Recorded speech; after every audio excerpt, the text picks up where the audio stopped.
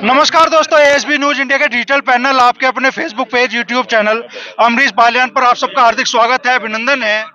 राष्ट्रीय लोकदल ने आज दो लोकसभा सीटें जो गठबंधन में मिली है उन पे प्रत्याशियों का ऐलान किया गया है और मीरापुर विधायक चंदन चौहान को बिजनौर लोकसभा सीट से प्रत्याशी बनाया गया है। विधायक जी, पहले तो बधाई, शुभकामनाएं आपको। बिजनौर लोकसभा क्षेत्र के लोगों के बीच आप क्या उम्मीदें, क्या आकांक्षाएं और क्या वायदे लेकर जाएंगे?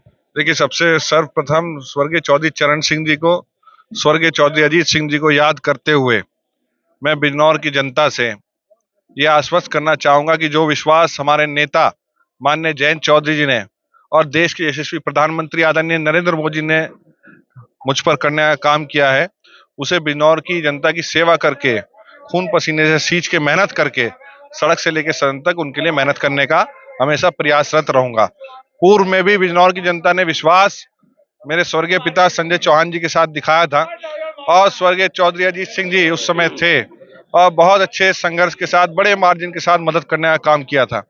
और मुझे पूर्ण विश्वास है आज फिर कि आने वाले समय में जो सबका साथ, सबका विकास, सबके विश्वास के साथ आने वाले समय में एनडीए गठबंधन 400 प्लस लक्ष्य को प्राप्त करने का काम करेगा। अच्छा, बाबू नारायण सिंह जी से जो जनसेवा का काम आपने शुरू किया, बाबू नारायण सिंह, फिर आपके पिता संजय चौहान जी, और आपको भी पहले जनता ने विधायक के तौर पे और अब आप चुनाव में जा रहे हैं, तो कितना भरोसा है कि अब सांसद के तौर पे बिजनौर लोकसभा क्षेत्र की जनता आपको सेवा का मौका देगी? पूर्ण विश्वास बिजनौर क्षेत्र की जनता के साथ है। उनकी सेवा का इतिहास 3 पीढ़ियों का है और 3 ही पीढ़ियों का संस्कार जयंत चौधरी जी अपनी विरासत स्वर्गीय चौधरी अजीत सिंह जी की और स्वर्गीय चौधरी चरण सिंह जी की मजबूत विरासत, जो सबको साथ जोड़ के, हर वर्ग को, हर किसान वर्ग को, मजदूर वर्ग को, कमेरे वर्ग को साथ लेके चलने का था। आज चाहे व्यापारी हो और चाहे आपका कोई भी वर्ग, सामाजिक वर्ग हो, वो चाहता है कि एक स्टेबल गवर्नमेंट जो उनकी चिंता करती हो, जयंत चौधरी जैसे नेतृत्व के रूप में आने वाले समय में नरेंद्र मोदी जी के साथ कदम से कदम मिला के चले। अच्छा, आप मीरापुर विधानसभा क्षेत्र से चुनाव लड़े, नेता समाजवादी पार्टी के थे, सिंबल आरएलडी का था और बड़ी तादाद में अल्पसंख्यक समाज के वोट भी आपके हिस्से में आए। अब क्या अल्पसंख्यक समाज के लोग भी आपको उसी भरोसे के साथ वोट दें? देखिए, मैंने पहले भी कहा था, मैं जाति और बिरादरी की, धर्म की राजनीति नहीं करता और ये चबूतरा जहां आप सब खड़े हैं स्वर्गीय बाबू नारायण सिंह जी का है, जिसमें स्वर्गीय चौधरी चरण सिंह जी की घुट्टी घोट घोट के हम सबको पिलाई गई है। समाज के हर वर्ग का, समाज के हर धर्म का ये चबूतरा है और इसके मालिक हैं और यहाँ से अन्याय कभी भी आपको ना पहले सुनने को मिला।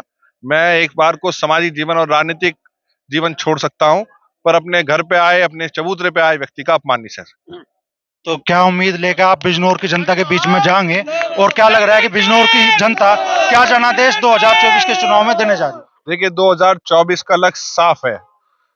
देश के यशस्वी प्रधानमंत्री आदरणीय नरेंद्र मोदी जी का कुशल नेतृत्व और जयंत चौधरी जी का जोशीला नेतृत्व मिलकर जब पश्चिम उत्तर प्रदेश के साथ साथ, पूरे उत्तर प्रदेश के साथ साथ देश में आगे बढ़ेगा, तो 400% का लक्ष्य एक बहुत छोटा लक्ष्य बन के एनडीए की सरकार के साथ बनाने का काम करेगा।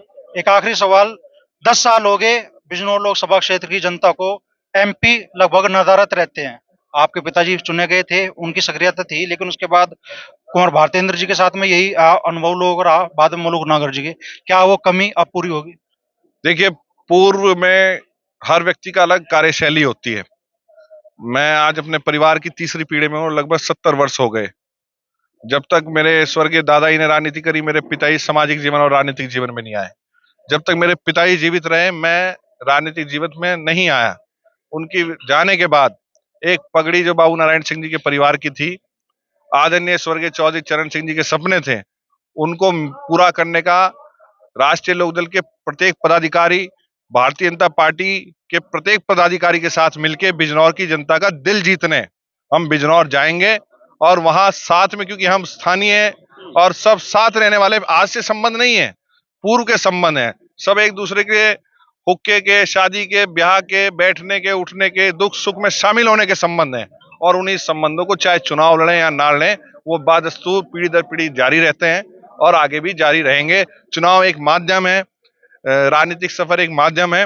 इस माध्यम में अपने नेता का धन्यवाद करते हैं कि पुनः उन्होंने मौका दिया कि अपने क्षेत्र की जनता के बीच हम जाके उनके विश्वास को जीत के और उनके सपने पूरा करने का काम करें।